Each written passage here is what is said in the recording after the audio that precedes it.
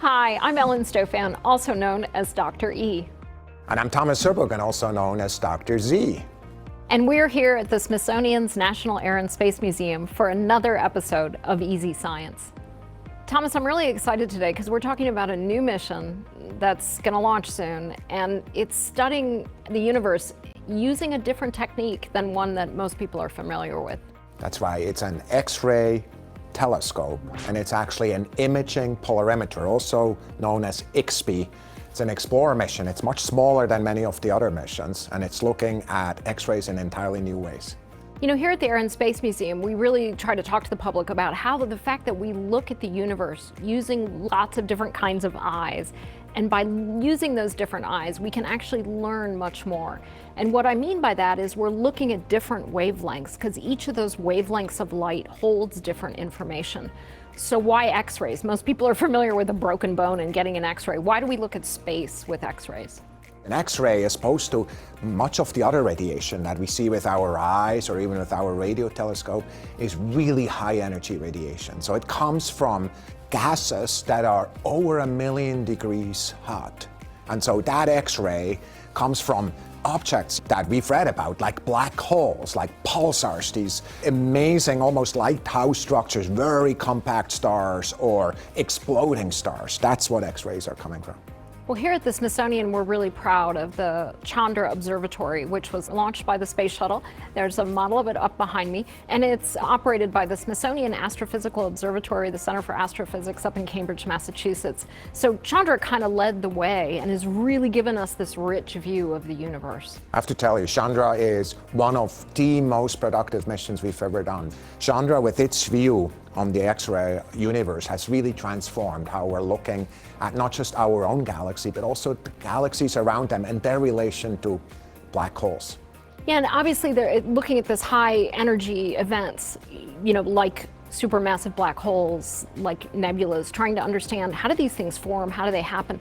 One of my favorite images or areas that Chandra has studied is the Crab Nebula. And the reason that's so fascinating to me is, first of all, it's actually something that humans have been able to observe its history. So in 1054, Chinese and Japanese astronomers, basically early astronomers, saw a star explode, you know, this bright light in the skies. So here you have this extremely energetic event, an explosion of a star, and now as we observe the Crab Nebula, as you see the aftermath of this explosion, X-rays are super useful for studying that.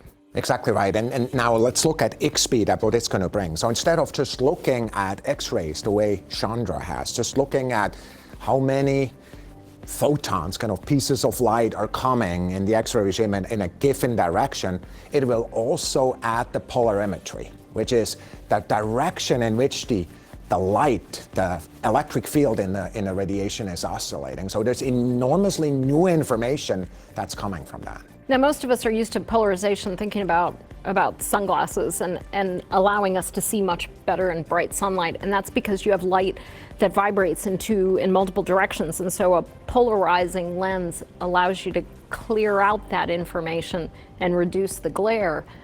But there's information in all that vibration, and that's what IXPE is going to get at, right? So all the different directions of vibration of light is telling us stuff. Yeah, so let's give an example. At the sun, but also in some of these areas in astrophysics, we think, but we haven't seen it yet, there's magnetic fields that are going in a given direction, and electrons are going around it super, super fast. It's kind of because they're bound to it, and they're emitting radiation, and it's oscillating. The radiation is oscillating right perpendicular to that magnetic field.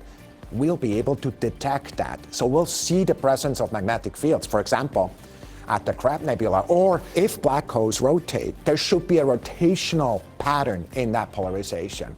Just amazing stuff we can gain from really observing the underlying processes. I can't wait till IXPE launches. So when is it going to launch and from where? It's actually ready to get launched as early as December 9th, and it's going to launch from the Cape. And guess where it's launching from? It's from the most famous launch pad in all of NASA, 39A. So it's the first time a dedicated science mission that is not the shuttle will launch from that pad.